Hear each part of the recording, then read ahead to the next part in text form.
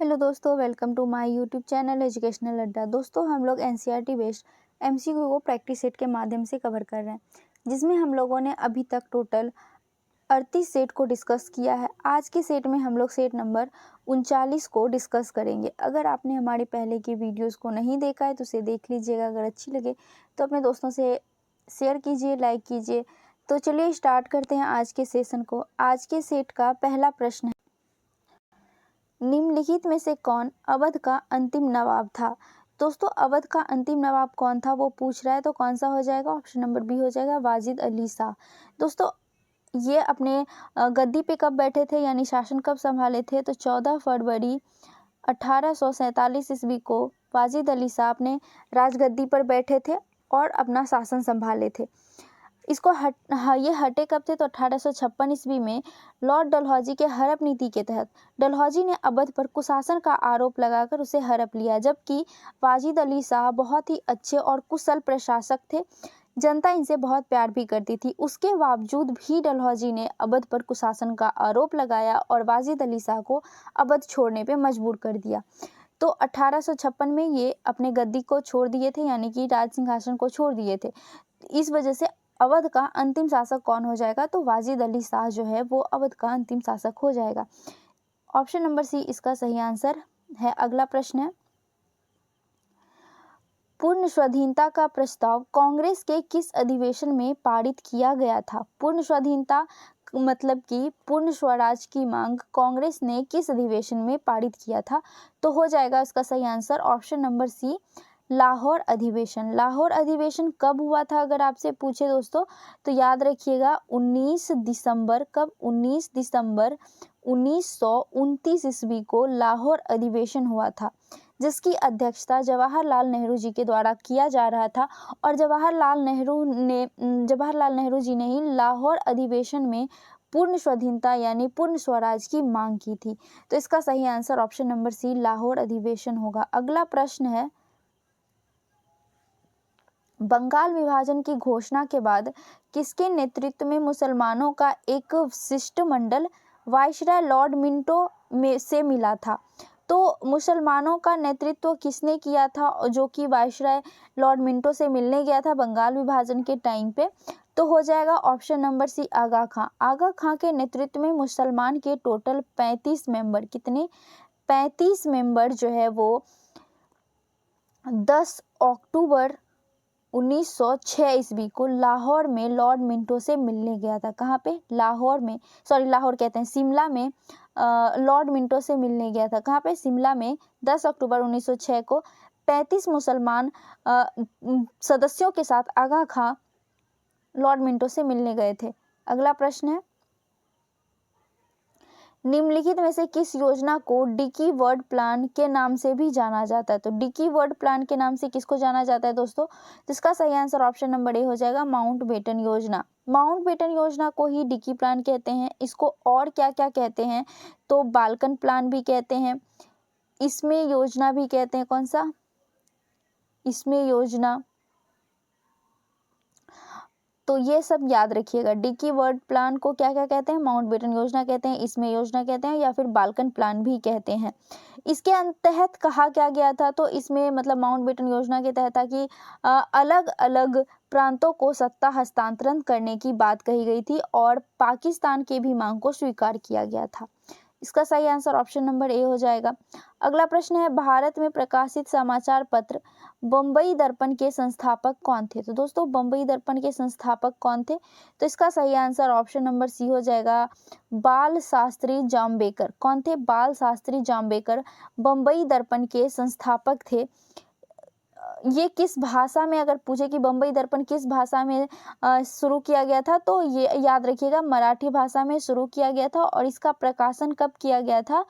तो 6 जनवरी 1832 ईस्वी को बम्बई प्रकाशन को पहली बार जो बम्बई दर्पण को पहली बार प्रकाशित किया गया था। तो इसका सही आंसर ऑप्शन नंबर सी हो जाएगा। अगला प्रश्न है, प्रथम 3 आश्रम का उल्लेख किस उपनिषद में है? प्रथम 3 जो आश्रम का उल्लेख है वो किस उपनिषद में है, तो वो है छंदोगोपनिषद। किसमें है? छंदोगोपनिषद में है। इसका सही आंसर ऑप्शन नंबर ए हो जाएगा। लेकिन अगर आपसे ये पूछता कि 4 आश्रम का उल्लेख किस उपनिषद में है, तो चारों आश्रम का उल्लेख जाबालोपनिषद में है, जबकि प्रथम 3 जो आश्रम है उसका उल्लेख छंदोगोपनिषद में है। अब ये कौन कौन सा 3 आश्रम है, तो हो जाएगा पहला ब्रह्मचारी, दूसरा है गृहस्थ और तीसरा है वानप्रस्थ। अगला प्रश्न है, निम्नलिखित में से कौन सा भारत में सबसे बड़ा हड़प्पा कालीन स्थल है? तो भारत में मौजूद सबसे बड़ा हड़प्पा कालीन स्थल कौन सा है, तो वो हो जाएगा राखी गढ़ी। राखी गढ़ी जो कि हरियाणा में स्थित है और ये टोटल 500 हेक्टेयर जमीन क्षेत्रफल पे ये फैला हुआ है। दोस्तों अगर आपसे ये पूछे कि राखी गढ़ी का खुदाई किसने किया था, तो याद रखना है आपको अमरेंद्र नाथ नेगी के द्वारा राखी गढ़ी की खुदाई की गई थी। किसके द्वारा?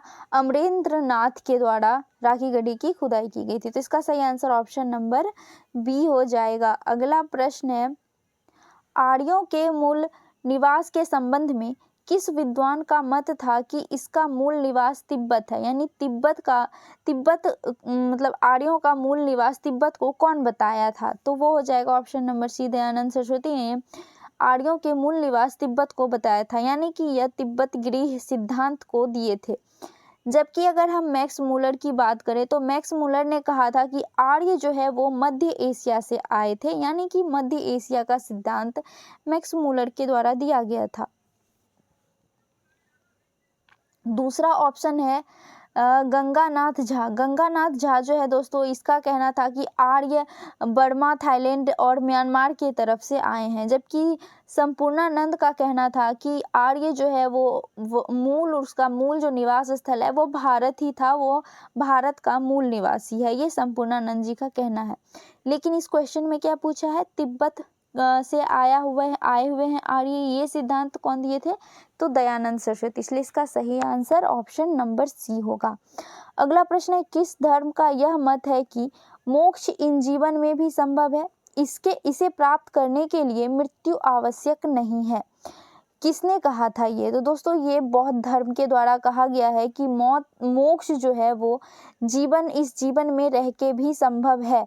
इसके लिए मरने की कोई ज़रूरत नहीं है, यानी इसके लिए मृत्यु आवश्यक नहीं है। जबकि मोक्ष की अवधारणा जो है दोस्तों वो जैन और बौद्ध धर्म दोनों ने दिया है। तो इस क्वेश्चन के हिसाब से ऑप्शन नंबर बी इसका सही आंसर हो जाएगा। अगला प्रश्न है, अशोक ने किस अभिलेख में स्वयं को सम्राट कहा है? यानी कि अशोक किस अभिलेख में खुद को सम्राट की तरह से बताया है? तो वो हो जाएगा ऑप्शन नंबर सी, भब्रू अभिलेख। कौन से अभिलेख में? तो भब्रू अभिलेख में अशोक ने खुद को सम्राट कहा है। भब्रू अभिलेख है कहाँ दोस्तों? तो ये है राजस्थान के जयपुर के विराटनगर में। कहाँ है? राजस्थान के जयपुर के विराटनगर में। जबकि मास्की अभिलेख जो है दोस्तों ये कर्नाटक के रायचूर जिले से मिला है, और गुर्जरा अभिलेख जो है यह मध्य प्रदेश के दतिया नामक जिले से प्राप्त हुआ है। आप तीनों को याद रखिएगा, तीनों काफी महत्वपूर्ण क्वेश्चन है। अगला प्रश्न है, दशावतार मंदिर का निर्माण किस काल में हुआ था? तो दोस्तों दशावतार मंदिर का निर्माण गुप्त काल में हुआ था। और कब से कब हुआ था? तो याद रखिएगा 5वीं से 6वीं शताब्दी के बीच में दशावतार मंदिर का निर्माण हुआ था।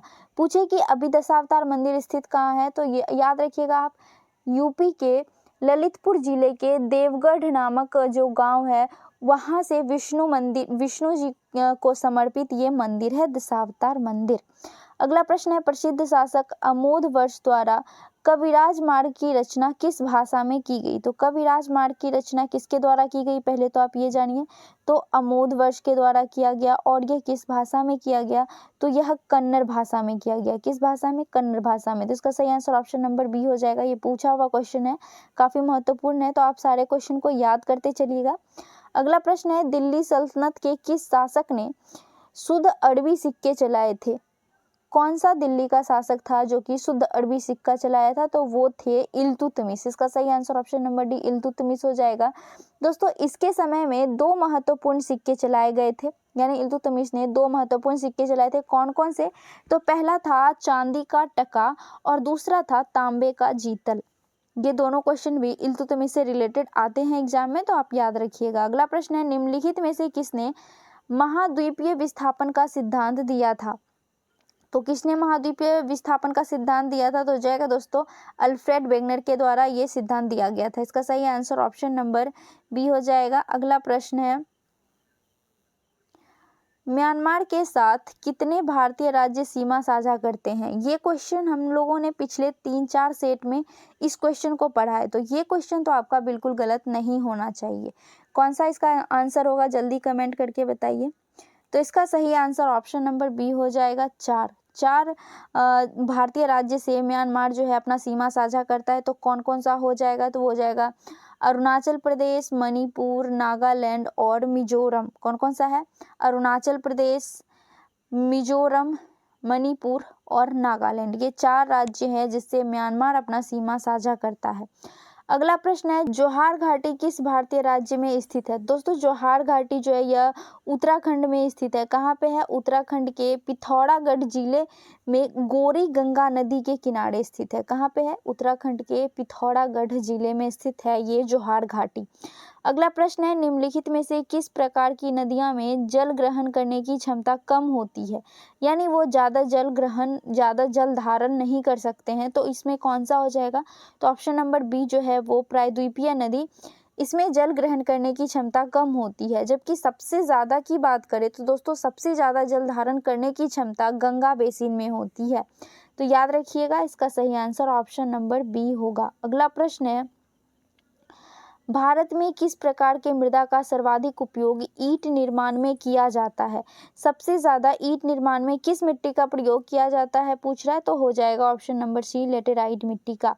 अगला प्रश्न है, निम्नलिखित में से कौन खरीफ फसल का उदाहरण नहीं है? इसमें से कौन सा ऐसा ऑप्शन है जो खरीफ फसल का उदाहरण नहीं है? खरीफ फसल है जो दोस्तों वो मार्च अप्रैल में बोई जाती है और अक्टूबर नवंबर के टाइम पे काट ली जाती है। जबकि रबी फसल जो है ये इसका जस्ट अपोजिट हो जाएगा, अक्टूबर नवंबर में बोया जाता है और मार्च अप्रैल में काट लिया जाता है। तो इसमें क्या पूछ रहा है कि कौन सा खरीफ फसल नहीं है?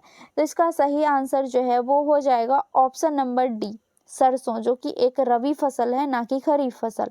अगला प्रश्न है, कोल इंडिया लिमिटेड की स्थापना किस वर्ष की गई थी? तो दोस्तों कोल इंडिया लिमिटेड की स्थापना 1975 ईस्वी में किया गया था। कब? नवंबर 1925 में। तो इसका सही आंसर ऑप्शन नंबर सी होगा। अगला प्रश्न है, केंद्र राज्य संबंधों पर गठित MM पुंछी आयोग का गठन किस वर्ष किया गया था? तो दोस्तों MM पुंछी आयोग का गठन 2007 ईस्वी में किया गया था। कब किया गया था? तो 27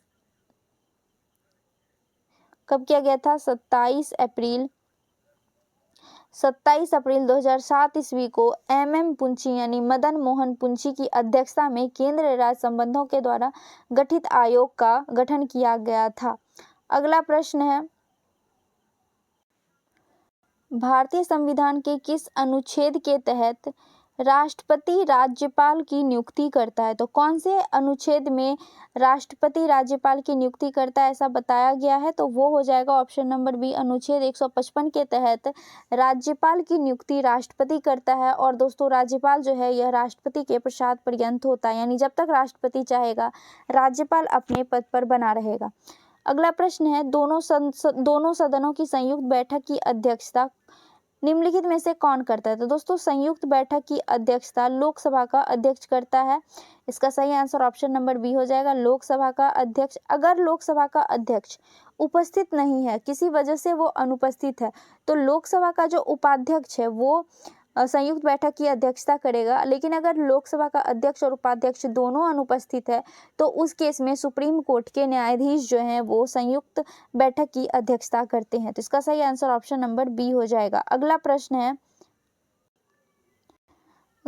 है, संसद के सत्रारंभ होने के बाद राष्ट्रपति द्वारा जारी अध्यादेश कितने समय के भीतर दोनों सदनों द्वारा अनिवार्य रूप से पारित किया जाना चाहिए? यानी कि अगर जब संसद का सत्र आरंभ होता है तो उसके बाद जब राष्ट्रपति अपना अध्यादेश भेजता है तो कितने टाइम के अंदर दोनों सदनों में इसे अनिवार्य रूप से पारित कर दिया जाना चाहिए? ये पूछ रहा है, तो हो जाएगा ऑप्शन नंबर बी, 6 सप्ताह के अंदर। ये किसमें निहित है दोस्तों कि मतलब राष्ट्रपति अध्यादेश जारी कर सकता है, ये किस अनुच्छेद में कहा गया है? तो याद रखिएगा आर्टिकल 123 मतलब 123 में राष्ट्रपति मंत्रिमंडल के सिफारिश पर अध्यादेश जारी कर सकता है। अगला प्रश्न है, भारतीय संविधान में संसदीय विशेषाधिकार किस देश के संविधान से लिया गया है? तो दोस्तों संसदीय विशेषाधिकार या ऑस्ट्रेलिया से लिया गया है। कहाँ से लिया गया है? ऑस्ट्रेलिया के संविधान से लिया गया। और क्या क्या लिया गया है ऑस्ट्रेलिया से? तो समवर्ती सूची की अवधारणा ली गई है, संसद की संयुक्त बैठक लिया गया है। जापान से क्या लिया गया है? तो दोस्तों जापान से विधि द्वारा स्थापित प्रक्रिया लिया गया है।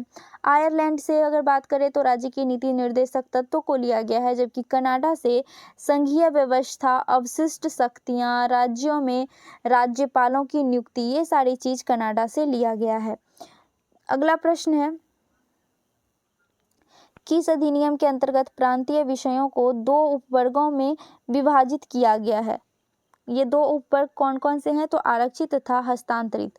ये 2 उपवर्गों में कब विभाजित किया गया था?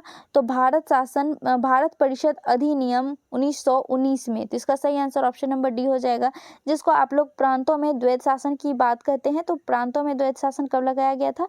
तो भारतीय परिषद अधिनियम 1919 के तहत। इसका सही आंसर ऑप्शन नंबर डी होगा। अगला प्रश्न है, किस स्तंभ यानी शिलालेख में समुद्रगुप्त की उपलब्धियां अभिलिखित की गई है, जो अपनी विजय के लिए नेपोलियन ऑफ इंडिया के नाम से जाना जाता है?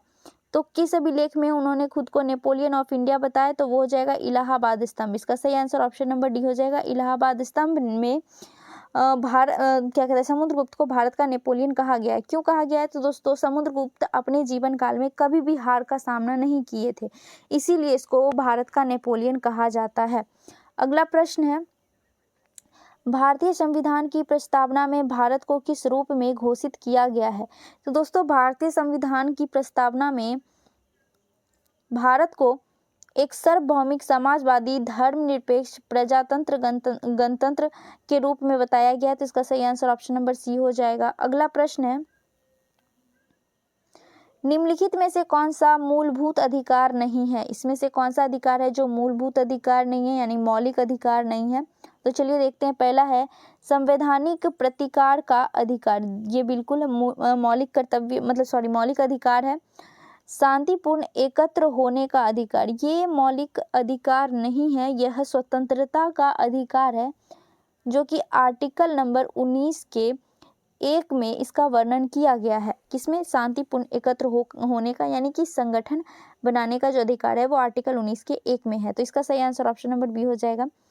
जबकि देश भर में आज़ादी के साथ आने जाने का अधिकार, कुछ दशाओं में काम, शिक्षा और लोक सहायता पाने का अधिकार, ये सभी जो है मूलभूत अधिकार के अंतर्गत आते हैं। लेकिन मूलभूत अधिकार कौन सा नहीं है? तो वो शांतिपूर्ण एकत्र होने का अधिकार है। अगला प्रश्न है, भारत के नियंत्रक एवं महालेखा परीक्षक से संबंधित उपबंधों का वर्णन संविधान के किस भाग में किया गया है? दोस्तों नियंत्रक एवं महालेखा परीक्षक के उपबंधों का जो वर्णन है वो हमारे संविधान के भाग 5 में किया गया है। ये आर्टिकल नंबर 148 से लेकर 151 के बीच में जो है ये निहित है। अगला प्रश्न है, प्रथम राजभाषा आयोग का गठन किस वर्ष किया गया था? तो दोस्तों प्रथम राजभाषा आयोग का गठन 7 जून 1955 ईस्वी को किया गया था। कब किया गया था? 7 जून 1955 ईस्वी को प्रथम राजभाषा आयोग का गठन किया गया था। ये किसके अध्यक्षता में किया गया था? दोस्तों बीजी खैर के अध्यक्षता में राजभाषा आयोग का गठन किया गया था। इसमें जो है आर्टिकल नंबर 343 यानी 343 अनुच्छेद नंबर में कहा गया है कि संघ की जो भाषा है वो हिंदी होगी और लिपि जो है वो देवनागरी होगी। ये क्वेश्चन पूछता है, ये क्वेश्चन बहुत बार बना है दोस्तों कि किस अनुच्छेद में संघ की राजभाषा हिंदी एवं लिपि देवनागरी होगी, लिखा है तो ये है आर्टिकल 343 में, याद रखिएगा। अगला प्रश्न है, समाचार पत्र निम्नलिखित में से किस सूची के अंतर्गत आते हैं? तो दोस्तों समाचार पत्र जो है यह समवर्ती सूची के अंतर्गत आता है, जिस पर कानून राज्य भी बना सकता है और केंद्र भी। अगला प्रश्न है, निम्नलिखित में से कौन सी पुस्तक प्रेमचंद द्वारा नहीं लिखी गई है? इसमें से कौन सा ऐसा ऑप्शन है जो प्रेमचंद के द्वारा नहीं लिखा गया है? तो वो हो जाएगा यशोधरा, यशोधरा किसके द्वारा लिखा है दोस्तों? तो ये है मैथिली शरण गुप्त ने यशोधरा को लिखा था। तो इसका सही आंसर ऑप्शन डी हो जाएगा। अगला प्रश्न है अमजद अली खां का संबंध किस वाद्य यंत्र से है? तो दोस्तों अमजद अली खां का संबंध सरोद से है। किससे है? सरोद से। तो इसका सही आंसर ऑप्शन नंबर डी हो जाएगा। अगला प्रश्न है ग्रे बुक, अगला प्रश्न है ग्रे बुक किस देश की सरकारी रिपोर्ट यानी प्रकाशन या दस्तावेज है? तो दोस्तों ग्रे बुक जो है यह जापान और बेल्जियम इन दोनों जगह का सरकारी रिपोर्ट यानी दस्तावेज ग्रे बुक कहलाता है। तो इसका सही आंसर ऑप्शन नंबर डी हो जाएगा, जापान और बेल्जियम दोनों। अब अगर वाइट बुक की बात करें तो दोस्तों वाइट बुक पुर्तगाली, चीन और जर्मन के लिए है। येलो बुक की बात करें तो दोस्तों येलो बुक जो है वो फ्रांसीसी का दस्तावेज है, जबकि ऑरेंज बुक ये रूसी सरकारी रिपोर्ट यानी रूसी का दस्तावेज है। कौन सा? ऑरेंज जो है वो रूसी का, येलो जो है फ्रांसीसी का, वाइट जो है पुर्तगाली, चीन और जर्मनी का, जबकि ग्रे जो है जापान और बेल्जियम। अगला प्रश्न है भारतीय वन प्रबंधन संस्था का मुख्यालय कहाँ स्थित है? दोस्तों भारतीय वन प्रबंधन संस्थान का हेडक्वार्टर भोपाल, मध्य प्रदेश भोपाल में। इसका सही आंसर ऑप्शन नंबर डी हो जाएगा। इसकी स्थापना कब हुई थी? तो 1982 ईस्वी में भारतीय वन प्रबंधन संस्थान की स्थापना हुई थी। अगला प्रश्न है विज्ञान एवं प्रौद्योगिकी नीति को किस वर्ष लागू किया गया था? तो दोस्तों नई विज्ञान एवं प्रौद्योगिकी नीति को वर्ष 2003 में लागू किया गया था। इसका सही आंसर ऑप्शन नंबर डी हो जाएगा। अगला प्रश्न है 6 प्रमुख बैंकों का राष्ट्रीयकरण किस पंचवर्षीय योजना के दौरान किया गया था? तो इसका सही आंसर ऑप्शन नंबर सी हो जाएगा। छठी पंचवर्षीय योजना के दौरान 6 प्रमुख बैंकों का राष्ट्रीयकरण किया गया था। इसका उद्देश्य क्या था? तो ग्रामीण क्षेत्रों में सामाजिक एवं आर्थिक बुनियादी ढांचे पर ध्यान देना था। अगला प्रश्न है भारत में योजना आयोग का गठन किस समिति के सिफारिश पर किया गया था? तो दोस्तों भारत में योजना आयोग का गठन जो है वो केसी नियोगी समिति के सिफारिश पे किया गया था। इसका सही आंसर ऑप्शन नंबर ए हो जाएगा। इसकी स्थापना 1950 ईस्वी में हुई थी योजना आयोग की, लेकिन इसको समाप्त कब किया गया था? तो याद रखिएगा 13 अगस्त 2014 ईस्वी को योजना आयोग को भंग कर दिया गया था यानी समाप्त कर दिया गया था। उसके जगह पे नीति आयोग को ले आया गया था। नीति आयोग को कब लाया गया था आप हमको कमेंट में करके जल्दी जल्दी बताइए। तो इस क्वेश्चन का आंसर जो है वो ऑप्शन नंबर ए हो जाएगा, केसी नियोगी। अगला प्रश्न है निम्नलिखित में से कौन अप्रत्यक्ष कर के उदाहरण है? इसमें से कौन सा ऐसा ऑप्शन है जो अप्रत्यक्ष कर का उदाहरण है? तो इसका सही आंसर ऑप्शन नंबर डी हो जाएगा, उपयुक्त सभी यानी सेवा कर, बिक्री कर, सीमा शुल्क, ये सभी जो है अप्रत्यक्ष कर है। और क्या क्या है? तो उत्पादन कर हो जाएगा, मनोरंजन कर, वैट कर, ये सब अप्रत्यक्ष कर है। हमने भी क्या पूछा आपसे कि नीति आयोग की स्थापना कब हुई थी? तो 1 जनवरी 2015 को नीति आयोग की स्थापना हुई थी। कब? 1 जनवरी 2015 को।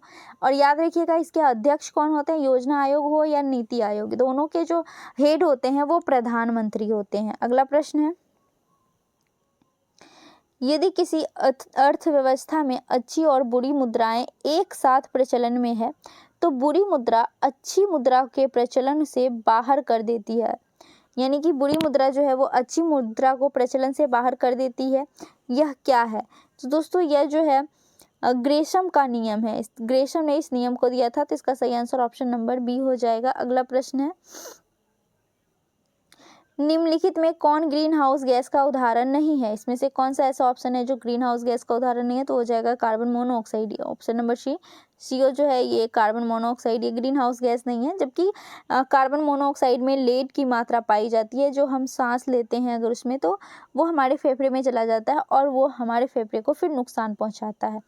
तो ग्रीन हाउस गैस जो है वो कार्बन मोनोऑक्साइड नहीं है, जबकि मीथेन, कार्बन डाइऑक्साइड, फ्लोरोकार्बन और जलवाष्प, ये सभी जो है ग्रीन हाउस गैस के उदाहरण है। अगला प्रश्न है निम्न में से कौन दुर्लभ जातियों के उदाहरण है? इसमें से कौन सा ऐसा एग्जाम्पल है जो दुर्लभ जाति है? तो वो हो जाएगा हिम तेंदुआ। हिम तेंदुआ बहुत ही कम रेयर देखने को मिलता है, तो इसलिए इसका सही answer option number A him तेंदुआ हो जाएगा। अगला प्रश्न है, कोणीय संवेग की विमा निम्नलिखित में से क्या है? तो कोणीय संवेग का विमा क्या हो जाएगा? ML2T1 T-1 हो जाएगा, तो इसका सही आंसर ऑप्शन नंबर ए हो जाएगा। अगला प्रश्न है, निम्नलिखित में से कौन एक सदिश राशि नहीं है? सदिश राशि के बारे में भी दोस्तों हम लोग पिछले 3-4 सेट से कंटिन्यू पढ़ते आए हैं, तो अब तक तो आपको याद होना चाहिए कि सदिश राशि इसमें से कौन सा नहीं है। तो सदिश राशि होता क्या है? तो ऐसा राशि जिसमें परिमाप और दिशा दोनों हो, सदिश राशि कहलाते हैं। जिसमें सिर्फ परिमाप होता है वो जो है अदिश राशि कहलाता है। इसमें सही आंसर क्या हो जाएगा? तो ऑप्शन नंबर ए विद्युत धारिता जो है ये अदिश राशि है, ना कि सदिश। इसका सही आंसर ऑप्शन नंबर ए हो जाएगा। अगला प्रश्न है, यदि पृथ्वी की वर्तमान घूर्णन गति बढ़ा दी जाए तो विषुवत रेखा का गुरुत्वीय त्वरण का मान होगा। इसमें से कौन सा हो जाएगा? तो इसका सही आंसर ऑप्शन नंबर ए हो जाएगा, घट जाता है। जब हम पृथ्वी को घुमाते हैं, अगर 17 गुना स्पीड से घुमा दें हम पृथ्वी को, तो पृथ्वी पर जो गुरुत्वाकर्षण का मान है वो शून्य हो जाएगा। क्या हो जाएगा? गुरुत्वाकर्षण का मान शून्य हो जाएगा। सबसे ज़्यादा स्पीड में विषुवत रेखा पर ही गुरुत्वाकर्षण का मान घटता है जब हम उसको स्पीड में घुमाने लगते हैं पृथ्वी को। तो अगला प्रश्न है, प्रकाश के एक माध्यम से दूसरे माध्यम में जाने पर निम्न में से क्या नहीं बदलता है? जब हम प्रकाश को एक माध्यम से दूसरे माध्यम में भेजते हैं तो इसमें से कौन सा ऐसा ऑप्शन है जिसमें बदलाव नहीं होता है? तो वो हो जाएगा आवृत्ति। ऑप्शन नंबर बी इसका सही आंसर हो जाएगा, आवृत्ति में कोई बदलाव नहीं आता। अगला प्रश्न है, हीरे में कौन सा प्रसंकरण पाया जाता है? हीरे में कौन सा प्रसंकरण पाया जाता है? तो वो हो जाता है sp3। इसका सही आंसर ऑप्शन नंबर ए हो जाएगा। हीरा जो है दोस्तों वो कार्बन का अपरूप है। अगला प्रश्न है, चिली सॉल्टपीटर का रासायनिक रूप है। चिली सॉल्टपीटर क्या होता है? तो यह सोडियम नाइट्रेट होता है। क्या होता है? Sodium nitrate. तो इसका सही आंसर ऑप्शन नंबर बी हो जाएगा, NaNO3 जो है वो चिली सॉल्टपीटर का रासायनिक फॉर्मूला है। अगला प्रश्न है, अमरबेल निम्नलिखित में से किसका उदाहरण है? दोस्तों ये हमारा आज के सेट का लास्ट प्रश्न है, तो फटाफट आप लोग आंसर कीजिए। अमरबेल किसका उदाहरण है? तो दोस्तों अमरबेल, जिसको हम लोग कुशकुटा भी कहते हैं, क्या कहते हैं? कुशकुटा, जो कि एक परजीवी है। क्या है? परजीवी जड़ है। तो इसका सही आंसर ऑप्शन नंबर डी हो जाएगा, सही आंसर। तो दोस्तों हमारा आज का सेशन यहीं तक था। वीडियो कैसी लगी कमेंट में ज़रूर बताइएगा, अपने दोस्तों से शेयर भी कीजिएगा। वीडियो अच्छी लगी हो तो लाइक करके जाइएगा। मिलते हैं नेक्स्ट सेशन में। जय हिंद।